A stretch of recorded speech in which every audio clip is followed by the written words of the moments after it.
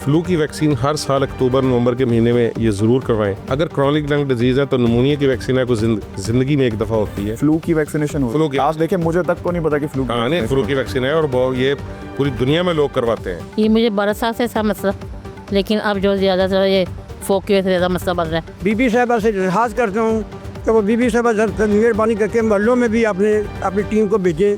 Smoke कितनी बुरी चीज़ है, मुझे अब पता चला कि आते साथ अगर हमारी ये कंडीशन होगी और जो इधर रह रहे हैं उनकी क्या हालत होगी।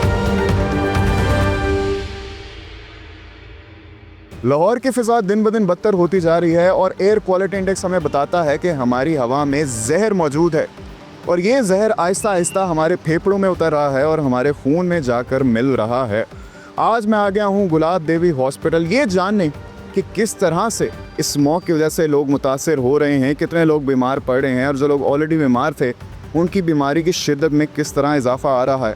क्योंकि मैं हूँ गज़ाल और आप देख रहे हैं बोलो लाहौर।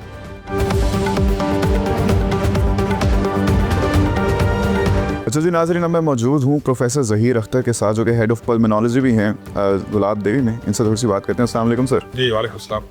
सर, एयर क्वालिटी के लिहाज से लाहौर दुनिया का मोस्ट पोल्यूटेड सिटी है अभी। ओवरऑल हमारी लास्ट वीक की बात करें तो एवरेज 400 से 600 के दरमियान में रही है।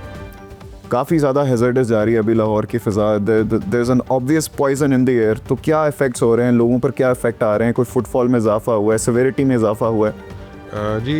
बहुत शुक्रिया समाका के हमेशा से ये पब्लिक अवेयरनेस के जो प्रोग्राम्स होते हैं या लोगों की आगाही के लिए करते रहते हैं। असल में 2016 से जब से स्मोक का ज़्यादा पता चलना शुरू हुआ है ना जी, स्मोक तो हमेशा से थे लेकिन जब से ज़्यादा पता चलना शुरू हुआ है तो बीइंग ए डॉक्टर और ख़ास तौर पे चेस्ट हॉस्पिटल में हम खौफ में रहते हैं कि जब स्मोक का सीज़न शुरू होता है, क्योंकि हमें पता है कि इन दिनों के अंदर एक तो हमारे मरीज़ों की तादाद में इजाफा होगा और दूसरा फिर जो उनकी डिज़ीज़ की सीवियरिटी है, शिद्दत है, जैसे हमारे अस्थमा के मरीज़ हैं, COPD के मरीज़ हैं, हार्ट फेलियर के मरीज़ हैं या पुरानी TB के मरीज़ हैं, वो दवाइयों पे बहुत कंट्रोल रहते हैं घरों में। लेकिन अभी स्मोक का सीज़न आता है तो दवाइयों के बावजूद उनकी बीमारी की शिद्दत में इजाफा होता है। अस्थमा के अटैक बढ़ जाते हैं, COPD के अटैक बढ़ जाते हैं और फिर वो हॉस्पिटल में आते हैं और फिर हॉस्पिटल में जब बग़ैर स्मोक के आते हैं तो 3-4-5 दिन में डिस्चार्ज होकर घर चले जाते हैं। लेकिन इन दिनों में फिर उनका जो रिकवरी टाइम है वो भी बढ़ के डबल हो जाता है। तो लिहाजा अफेक्ट तो ज़रूर आता है, जिसकी वजह से हॉस्पिटल में थोड़ा सा बर्डन भी बढ़ जाता है। मुझे साथ ये भी बताएं कि स्मोक किस तरह अफेक्ट करती है आपके लंग्स को? PM10 होता है, PM2.5 होता है, इससे सबसे ज़्यादा डेंजरस कौन सा होता है? PM mean particulate matter size, ये 2.5 माइक्रोन, ये वो है जो हमारे एल्विलाई तक जो बिल्कुल नीचे उतरता है वहाँ तक पहुँचता है। ये खून तक भी चला जाता है? ये बिल्कुल, ये छोटा जो साइज़ है एल्विलाई में जाके ऑक्सीजन को डिफ्यूज़ होने में, ये जो ऑक्सीजन ब्लड में जानी है उसको जाने को मुतासर करता है। तो जिसकी वजह से जो है ना पेशेंट को प्रॉब्लम आती है। जो बड़े साइज़ का पार्टिकुलेट होता है जैसे 10 हो गया या 7 हो गया या 10 से बड़ा हो गया है, वो हमारी सांस की नाली में ऊपर ऊपर रुक जाता है, उसको आगे नहीं जाने दिया जाता। हमारे अल्लाह ने अंदर सिस्टम ऐसा रखा हुआ है। लेकिन जो स्मॉल साइज़ का पार्टिकुलेट मैटर है 2.5 या उससे छोटा, वो नीचे तक जाता है और उसकी वजह से ये सारी प्रॉब्लम्स आती हैं। अब जो लोग अफेक्ट हो रहे हैं वो किस तरह बच सकते हैं और किस तरह कोई पौधे शौधे हम इस तरह के प्लांट्स अपने घर पे रख सकते हैं हवा को प्योर करने के लिए? एयर प्योरीफायर्स का इस्तेमाल कर सकते हैं, मास्क का इस्तेमाल कर सकते हैं? देखिए, एक है इनफरादी तौर पे, मैं ये समझता हूँ कि 3 लेवल पे ये काम होने चाहिए। एक पॉलिसी मैटर के तौर पे, एक ज़रई इस्लाहात और तीसरा जो वो शहरी और सनती के लिहाज से। बीइंग ए डॉक्टर मेरा तो काम इलाज करना, मरीज़ आकर उसका इलाज किया।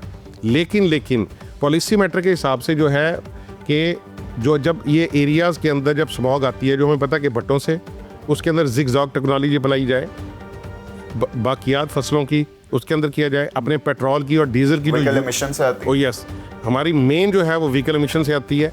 उसके जो हमारा यूरो क्वालिटी है, जो पेट्रोल जो फ्यूल की यूरो क्वालिटी है, उसको 5 तक लेके जाया जाए, जो कि बहुत बहुत ज़्यादा इंपॉर्टेंट है। लेकिन जब गाड़ी को वेट करना पड़ता है सिग्नल्स के ऊपर, तो उसकी वजह से भी एमिशन जो है ना एमिशन बहुत ज़्यादा होती है। तो उनको बेहतर किया जाए और इसके बाद फिर जो है अर्बन फॉस्टराइजेशन के फॉरेस्ट जो बहुत ज़रूरी है वो किए जाएं और उसके बाद फिर इनफरादी तौर पे हम मास्क इस्तेमाल करें, अनड्यू घरों से बाहर ना निकलें, घरों के बाहर जो मिट्टी और गर्दो गुबार उड़ रहा है उन पे पानी का छिड़काव करके रखें, घरों की जालियों के आगे हम कोई बारीक पर्दा कपड़ा लगा के रखें ताकि ये चीज़ें हमारे अंदर ना आ सकें। अब मुझे लास्ट बात मुझे ये बता दें कि कौन सी ऐसी आदतें हैं जो मैं और सब देखने वाले अपना सकते हैं जिससे हम अपने फेफड़ों को मजबूत रख सकें? उसमें यह एक तो है वैक्सीनेशन हमेशा से फ़ायदे वाली चीज़ होती है। फ्लू की वैक्सीन हर साल अक्टूबर नवंबर के महीने में ये ज़रूर करवाएं। अगर क्रॉनिक लंग डिजीज़ है तो निमोनिया की वैक्सीन है को ज़िंदगी में एक दफ़ा होती है। फ्लू की वैक्सीनेशन फ्लू होती की है। आप देखिए, मुझे तक को नहीं पता कि फ्लू की हाँ नहीं, vaccination फ्लू की होती वैक्सीन है और बहुत ये पूरी दुनिया में लोग करवाते हैं। और हमारे जब खास तौर पे जब हाज उम्र पे लोग जाते हैं तो गवर्नमेंट की पॉलिसी में कोई फ्लू की वैक्सीन हुई हो। है। और पाकिस्तान में कोई रेशो है कि कितने लोग करवाते हैं, कितने को? ये बहुत कम है, 10% से कम लोग हैं। ज़्यादातर लोगों को अवेयरनेस पता ही नहीं है कि ये होती है। पूरी दवाइयाँ डॉक्टर को पहले, जिस तरह हम शुगर में रमज़ान से पहले कहते हैं ना एक दफ़ा डॉक्टर को दवाइयाँ एडजस्ट करवा लें, तो स्मॉग से पहले सितंबर के महीने में, जुलाई अगस्त के महीने में डॉक्टर से विजिट करके अपनी दवाइयों को रीएडजस्ट करवाएं कि डॉक्टर साहब मैंने कौन कौन सी दवाइयों को बढ़ाना है। तो उसकी वजह से भी जो बहुत सारी चीज़ें वो बेहतर हो जाती हैं। और डाइट में क्या चेंजेस ला? अच्छा, डाइट में एज सच लंग्स की कोई स्पेशल डाइट नहीं है, लेकिन ये ज़रूर है कि बहुत ज़्यादा ठंडा पानी, जंक फूड्स, कलर वाली फूड्स और वो चीज़ें कि जिनकी वजह से आपका गला ख़राब होता है, बच्चों में जैसे आइसक्रीम हो गई, ठीक है ना जी, वो हो गई, या बहुत ज़्यादा स्लश किस्म के बेवरेजेस हो गए, वो इस्तेमाल ना करें। थोड़ी सी नीम गर्म सूप हो गया, यखनी हो गया, गर्म पानी में शहद हो गया, चाय में शहद डाल के हो गया, इन चीज़ों को इस्तेमाल करें। डिपेंडिंग ऑन कि उसको शुगर तो नहीं है, तो इंशाल्लाह उससे अंडा हो गया, कॉफ़ी हो गई, ये चीज़ें लंग्स के लिए बेहतर हैं। और नट्स हो गए, इस तरह जो काजू बादाम हो गए, अगर अफोर्डिंग है, इनसे करें तो इंशाल्लाह बेहतर रहेंगे।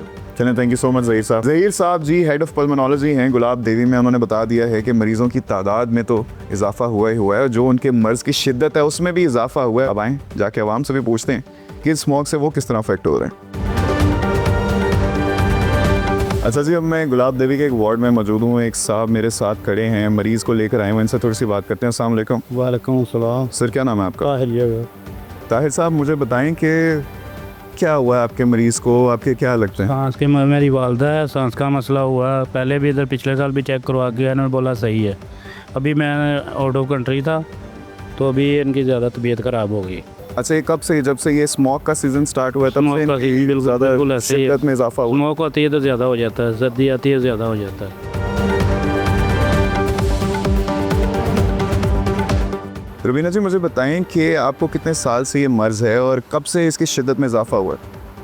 ये मुझे 12 साल से था मसला, लेकिन अब जो ज़्यादा से ये फोक की वजह से ज़्यादा मसला बन रहा है। ये जब से ये मौसम अच्छा। खराब हुआ है और ये स्मोक सीजन 4 दिन से पहले मैं एडमिट हुई हूँ यहाँ पे। मैं पहले तो एडमिट नहीं हो रही थी, कोरोना वगैरह भी आया था, मैं एडमिट नहीं हुई थी। इससे पहले आपकी कंडीशन नॉर्मल थी? हाँ जी, सही। और जब से ये सारे हवा की आलूदगी में इजाफा हुआ है तब से जाके आपकी हालत ज़्यादा ख़राब हुई है कि आपको हॉस्पिटल में एडमिट होना पड़ गया? जी जी, ऐसे ही है।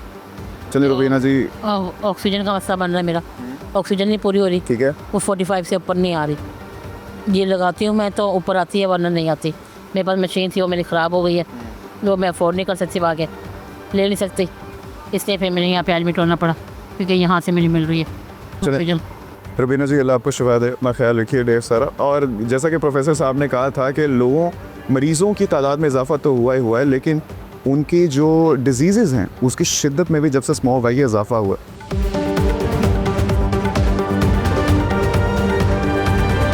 अच्छा नाज़रीन, हमने डॉक्टर से बात की, मरीज़ों से भी बात की, अब मैं जनरल पब्लिक से बात करने आ गया हूँ। थोड़ी सी इनसे भी बात करते हैं। अस्सलाम वालेकुम। वालेकुम सलाम। सर, क्या नाम है आपका? मोहम्मद शाहिद। मोहम्मद शाहिद साहब, मुझे बताएं कि जैसा कि आप जानते हैं रिसेंटली काफ़ी ज़्यादा हवा हमारी आलूदा हुई पड़ी है, स्मोक छाई पड़ी है, लोग बीमार पड़े हैं। आप पे किस तरह का इफेक्ट आया? जी सर, बीमार पड़े हैं, हम भी बीमार हैं, आंखों भी जल रहे हैं और गले का भी मशन आ रहा है और घर में बच्चे भी बीमार हैं इसकी वजह से। तो हुकूमत से और जो जितने भी इदारे बने हुए हैं स्मोक पर काबू पाने के लिए, उनको आप क्या कहना चाहेंगे? उनको यही कहना चाहिए जो जल्द से जल्द कोई अच्छी सी दवाई निकालें, कोई अच्छा सा प्रोडक्ट निकालें जो बीमारी को, इसकी बीमारी कंट्रोल करने के लिए। नहीं, शाहिद साहब बहुत बहुत शुक्रिया आपका, क्योंकि शाहिद साहब बीमार हैं। शाहिद साहब का कहना था कि घर पे उनके भी जो अफराद हैं, जो बच्चे हैं, वो भी बीमार पड़े। थोड़े और लोगों से बात करते हैं, जानते हैं उनके घर का क्या हाल है।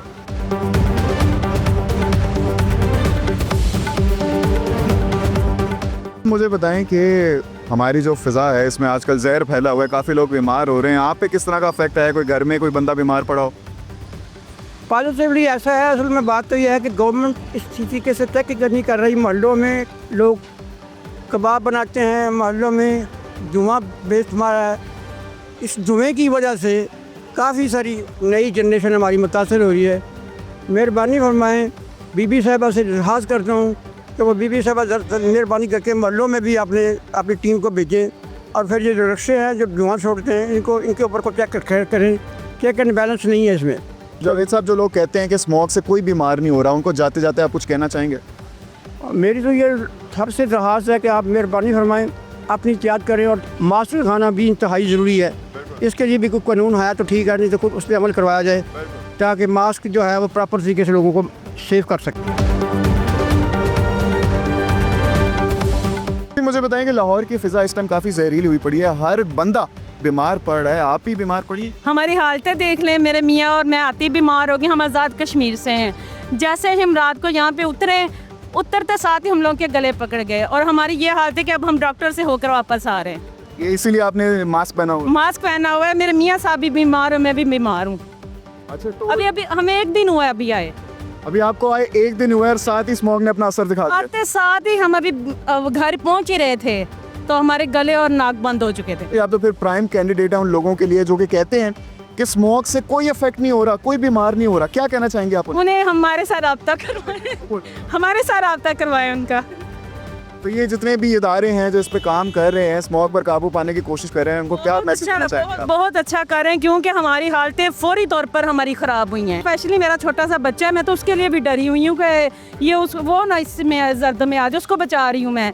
तो लाजमी मास्क लगाएं और अपना ख्याल खुद रखें। मौसम इतना, ये स्मोक इतनी बुरी चीज़ है, मुझे अब पता चला कि आते साथ अगर हमारी ये कंडीशन होगी और जो इधर रह रहे हैं उनकी क्या हालत होगी। ये थी आज के एपिसोड जिधर हमने आपकी डॉक्टर्स से बात कराई, मरीजों से बात कराई और जनरल पब्लिक से भी, और हर किसी का पर्सपेक्टिव आपके सामने रखा।